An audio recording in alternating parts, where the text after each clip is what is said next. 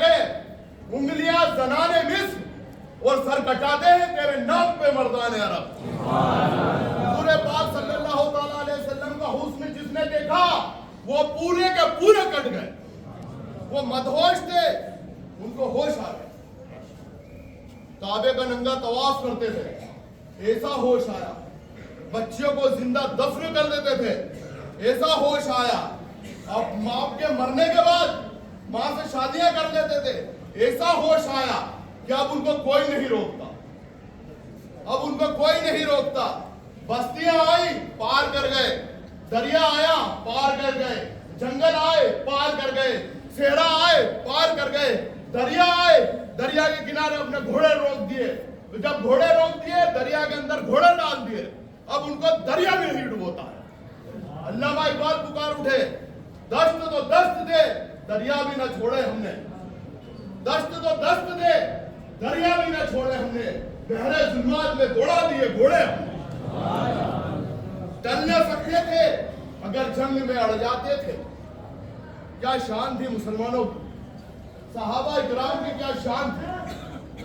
کیونکہ وہ حضور پاک صلی اللہ تعالیٰ علیہ وسلم کا حسن جس نے ایک بار دیکھ لیا, وہ حضور پاک صلی اللہ تعالیٰ علیہ وسلم کے نام پہ ان کی عظمت پہ کٹ ملے. دست تو دست دے دریا بھی نہ چھوڑے ہم نے, بحر ظلمات میں دوڑا دیے گھوڑے ہم نے. ٹل نہ سکتے تھے اگر جنگ میں اڑ جاتے تھے, پاؤں شیروں کے بھی میدان سے اکھڑ جاتے تھے. اس سے شرکش ہوا کوئی تو بگڑ جاتے تھے, دیکھ کیا چیز ہے ہم توپ سے لڑ جاتے تھے. اور یہ اس وقت کی بات نہیں ہے, آج بھی آپ دیکھو, فلسطین کو اٹھا کر دیکھ لو, غزہ کے لوگوں کو اٹھا کر دیکھ لو, دنیا کی 10 مہاشکتیوں سے 1.5 سال سے زیادہ مسلمان لڑے. ٹل نہ سکتے تھے اگر ہم جنگ میں اڑ جاتے تھے, پاؤں شیروں کے بھی میدان سے اکھڑ جاتے تھے. تجھ سے شرکش ہوا وہی تو بگڑ جاتے تھے, دیکھ کیا چیز ہے ہم توپ سے لڑ جاتے تھے. تو ہی کہہ دے کہ اکھاڑا در خیبر کس نے, تو ہی کہہ دے کہ اکھاڑا در خیبر کس نے. کہ شہر کیسر کا تھا اس کو کیا سر کس نے, توڑے مخلوق خدا بندوں کے پیکر کس نے, اور کاٹ کے رکھ دیے کفاروں کے لشکر کس نے. وہ باطل کا ہرگز ہے نہ کھایا کس نے, نو کے نظام بھی قرآن سنایا کس نے. یہ مسلمانوں کی شان ہے. حضور پاک صلی اللہ تعالیٰ علیہ وسلم کے نام کو پورے کٹ گئے. اس نے یوسف پہ کٹے انگلیاں زنان مصر, سر کٹاتے ہیں تیرے نام پہ مردان عرب. اور آپ دیکھیں گے یہ اس زمانے کی بات نہیں, آپ فلسطین کے بات, اس زمانے کی بات, بر صغیر ہند و پاک کی آپ تاریخ پڑھیں. مختلف قسم کے لوگوں نے یہاں پر حکومتیں کی. کبھی مغل آ گئے, کبھی غوری آ گئے, کبھی غلامہ آ گئے, کبھی مراٹھے آ گئے. مختلف قسم کے لوگوں نے یہاں پر حکومت کی. اس میں سے ایک بادشاہ ہے فیروز شاہ تغلق. یہ ایک وہ عظیم بادشاہ ہے محترم بزرگوں دوستوں, کہ جس کے پاس ایک پتھر تھا جس پہ نقش پائے مصطفیٰ منڈا ہوا تھا. حضور پاک صلی اللہ تعالیٰ علیہ وسلم نے ایک پتھر مبارک پر اپنا نالین رکھا تھا, اپنا مقدس پیر رکھا تھا, اور پتھر موم ہو گیا تھا, اور اس پتھر نے حضور کے پیر کا نشان اپنے اوپر لے لیا. یہ پتھر اس بادشاہ کو کہیں سے مل گیا.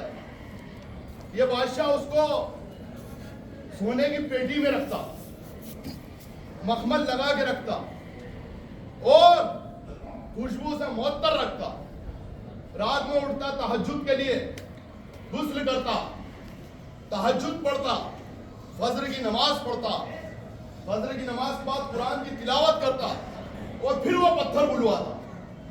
جب وہ حضور پاک کا نقش پاؤں والا پتھر بلاتا, اس کو گلاب کے عرق سے دھوتا, وہ پانی پیتا, وہ نمی چہرے پہ مل لیتا, لباس فاخرہ پہنتا, اور اپنے گھر والوں کو کہتا اب تخت پہ بیٹھنے کا وقت آ رہا ہے.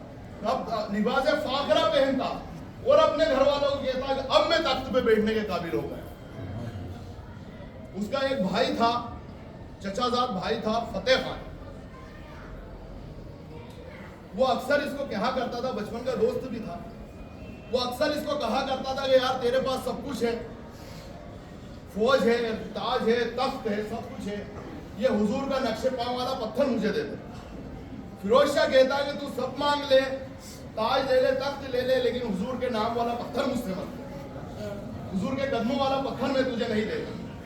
تو یہ فراق میں تھا، یہ سوچتا تھا کہ کبھی ایسا وقت ہو کہ یہ بہت خوش ہوگا، جس دن یہ بہت خوش ہوگا اس دن پھر مانگیں گے۔ اکثر بولتا تھا، اس دن اس نے دیکھا کہ فیروز شاہ بہت خوش ہو رہا ہے، بات بات میں ہنس رہا ہے، اس نے بولا یار میں تجھ سے کب سے مانگ رہا ہوں، ایک کام کرنا ہے، حضور کے نقش قدم والا پتھر مجھے دے دے۔ تو فیروز شاہ نے کہا کہ چل ہاتھ بڑھا اور آج اپنے ایک دوسرے سے وعدہ کر لیتے ہیں۔ کیا وعدہ کر لیتے ہیں؟ یہ بولا میں اگر پہلے مر گیا تو یہ پتھر میرے ساتھ دفن کر دینا، اور اگر تو پہلے مر گیا تو یہ پتھر میں تیرے ساتھ دفن کر دینا۔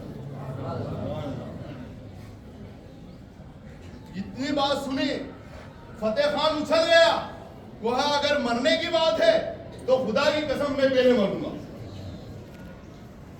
فیروز شاہ نے کہا کہ تو جذبات میں بات کر رہا ہے، مرنا اور جینا ہمارے ہاتھ میں نہیں، یہ تو خدا کے ہاتھ میں ہے۔ اس نے بولا رب کعبہ کی قسم، نالے نے کفے پا مصطفیٰ کے لیے فتح خان مرنے کے لیے بھی ہے تیار۔ جو سر کٹائے مسلمانوں نے، حضور کے قدموں کے نشان کی عظمت دیکھو۔ فتح خان اٹھا، وہاں سے محفل برخاست ہو گئی۔ فتح خان اپنے گھر نہیں گیا، استبل میں پہنچا، استبل میں سے گھوڑا نکالا، اس کی پیٹھ پہ بیٹھا، اور گھر نہیں جاتا ہوا چلا پانی پت کی طرف، کیونکہ وہاں کبیر الاولیاء رہتے تھے، اللہ کے ولی جو مستباد دعوات تھے، جن کی دعا اللہ رد نہیں کرتا تھا۔ فتح خان وہاں جا رہا ہے دعا کروانے کے لیے کہ اللہ مجھے موت دے دے، لاؤ دنیا کا کوئی ایسا حسین، لاؤ دنیا کا کوئی ایسا خوبصورت جس کے قدموں کے نشان کے لیے لوگ جان دینے کے لیے تیار ہیں۔ کئی مثال ملتی ہے کسی کو کہ جس کے نقش قدم پا کے لیے لوگ جان دینے کے لیے تیار ہیں۔ شعر یاد آ گیا کہ جو سر پہ رکھنے کو مل جائے نالین رسول، جو سر پہ رکھنے کو مل جائے نالین رسول، تو کہیں گے ہاں تاجدار ہم بھی ہیں۔ فتح خان چلا پانی پت کی طرف، پہنچا کبیر الاولیاء کی بارگاہ میں، غلاموں سے درخواست کی کبیر الاولیاء کہاں ہے؟ یہ بولا ابھی ملاقات نہیں ہو سکتی۔ بولا کیوں نہیں ہو سکتی؟ بولا کبیر الاولیاء حضور حضرت تو ابھی عالم سکر میں ہے۔ اولیاء اللہ پہ دو قسمیں ہوتی ہیں، ایک حالت سام میں رہتے ہیں، حالت سکر میں رہتے ہیں۔ جب حالت سکر میں رہتے ہیں تو اس وقت یار نے تجلیاں ڈالی ہوئی ہوتی، پردے ہٹے ہوئے ہوتے ہیں، وہ ڈائریکٹ رابطہ رہتا ہے۔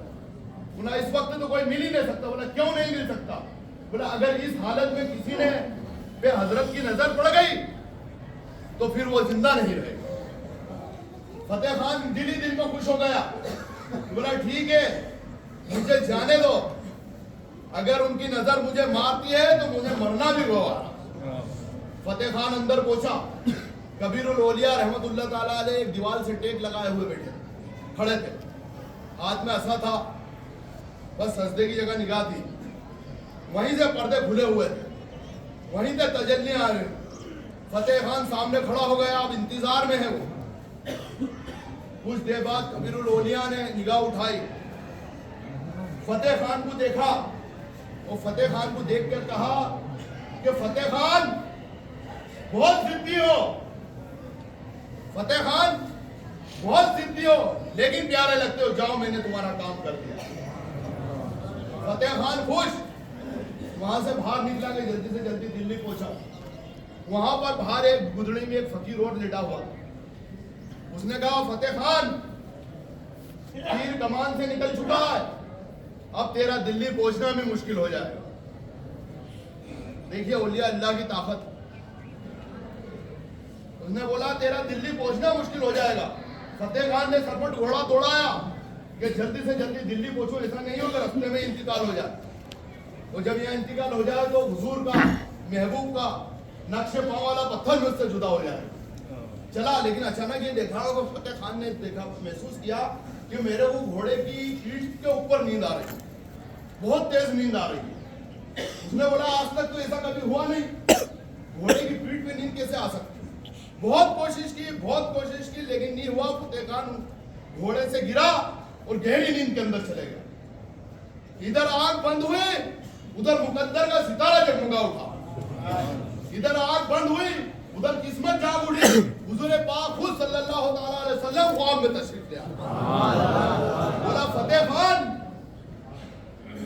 खान मेरे नक्शे कफे पा के लिए तू जान देना चाहता है? तू नक्शे कफे पा की बात करता है, जिसका नक्शे वो खुद तुझे लेने के लिए आया। गले लग जाओ। फतेह खान गले लगाया। फतेह खान ने कहा आका जब इतना करीब क्या है तो अब दूर मत करना। हुजूर पाक सल्लल्लाहु अलैहि वसल्लम ने हल्के से दबाया, इधर जहां वो पड़ा हुआ था वहां से उनका इसराफील अलैहिस्सलाम ने उसकी रूह कब्जे कर ली। हुजूर आए, फतेह खान को भी साथ लेके चले गए। अब लोग उधर से काफिला गुजरा। जब काफिला गुजरा उन्होंने बोला भाई किसका इंतकाल हो गया, कौन मर गया यहाँ। उन्होंने देखा, बोला अरे ये तो फतेह खान है, फिरोज शाह तुगलक का भाई है, लेके चलो। फिरोज शाह तुगलक के पास लेके गए। फिरोज शाह तुगलक ने खुद कब्र खुदवाई, अपने हाथ से उसको अंदर उतारा, कफन दिया, अंदर उतारा और फिर कहा जाओ हुजूर के कंधों का निशान जो पत्थर है मेरे पास वो लेकर आओ, यहाँ से किया हुआ वादा निभाना। वहां पर कब्र के अंदर उसने उस पत्थर को धोया, गुलाब के अर्क से पानी पिया, नमी चेहरे पे मली और उल्टा करके फतेह खान के सीने पर रख दिया। बाहर निकला, वो जो जुमला कहा है मोहतरम बुजुर्ग दोस्तों उस पर ध्यान दीजिए आप। उसने कहा फतेह खान तख्त मेरे पास था, ताज मेरे पास था, फौज मेरे पास थी, लेकिन कसम खुदा की इश्क मुस्तफा में तुम जीत गए। तो हम ये कहते हैं हुजूर के कदमों के निशान की अजमत समझो कि मगरिब से हो मशरिक तक, मगरिब से हो मशरिक तक अगर दिरहम व दिनार लेकर जमी जो फलक तलक हो माल का अंबार, सागर सभी मोती बने, पारस बने कोसा, और एक सिमत खड़े हैं जो मेरे सैयद अबरार। फिर कोई हमसे पूछे क्या ले, नाले ने कफे पाँव नबी सर पे उठा ले और कहे ये तो अलग बड़ी मुश्किलों से मिली। मोहतरम बुजुर्ग दोस्तों, इश्क की मंजिलें अलग हैं, इश्क का रुतबा अलग है। जो हुजूर के इश्क में होता है असल बादशाह वही कहलाता है। मोहतरम बुजुर्ग दोस्तों, हुजूर की शान बयान करना ये जश्न है, हुजूर की बातें बयान करना ये जश्न है, हुजूर के नाम पे मिटना ये हकीकत और ये ईमान है, लेकिन हुजूर की शरीयत पे पालन करना ये मोहब्बत है। हुजूर पाक सल्लल्लाहु अलैहि वसल्लम ने जो पांचों वक्त की नमाज का हुक्म दिया, उस नमाज के लिए भी कदम अपने मस्जिद की तरफ बढ़ाया जाए, कारियाने कुरान बना जाए, मुसलमानों की हिफाजत की जाए, मुसलमानों के दुख और दर्द में काम आया जाए। आप लोगों को जितना नहीं मालूम है उतना हमको मालूम है कि हालात क्या हैं। मुस्लिम माशरे में सुधार की कितनी जरूरत है, खास करके हमारी जो मस्तूरात है, हमारी माएँ बहनें हैं, उनमें सुधार की कितनी जरूरत है। 50% मर्द तो यहाँ पर चुप होके रह गए ख्वातीन के मसले पर, कुछ बोल ही नहीं सकते। बहुत सारी चीजें हम जानते हैं। मोहतरम बुजुर्ग दोस्तों, महफिलें मुनक़िद कीजिए, उलमाए हक को बुलाइए जो लालच नहीं करता हो किसी, जो खालिद अल्लाह के दीन की खिदमत करना चाहता हो। औरतों को भी ये बताएं कि तुम फातिमा, सैयदा फातिमा की कनीज हो, तुम हजरत सकीना की कनीज हो, तो तुम्हारा किरदार क्या होना चाहिए। लेकिन उसके पहले हम तो पांचों टाइम की नमाजी बन जाए। होटलों पे हमारा वक्त खत्म हो रहा है, टच मोबाइलों में हमारा वक्त खत्म हो रहा है, हम टीवी के सामने से हटने को तैयार नहीं है, हम मैच के लिए हटने को तैयार नहीं है, हम खेती बाड़ी में जुड़े हुए हैं। अगर खेती में अगर कोई ट्रैक्टर चलाता है उस पर भी अल्लाह और उसके रसूल की तिलावत नहीं होती है, उस पर भी गाने चलाए जाते हैं। एक वक्त था कि बिस्मिल्लाह पढ़ के खेत को जोता जाता था, कुरान की किरात होती थी और कुरान की किरात से खेत में होती थी। اور علامت حضور پاک صلی اللہ تعالیٰ علیہ وسلم جو ارشاد فرمائی کہ بارش بہت ہوگی دوران قیامت، قرب قیامت کے وقت، کہ بارش بہت ہوگی لیکن فصلیں بہت کم ہیں۔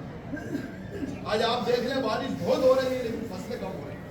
مسجد، مینار، محراب، منبر بڑے بڑے بنیں گے، بیان کرنے والے بہت ہو جائیں گے، سننے والے اس سے کم ہو جائیں گے اور عمل کرنے والے اس سے بھی کم ہو جائیں گے۔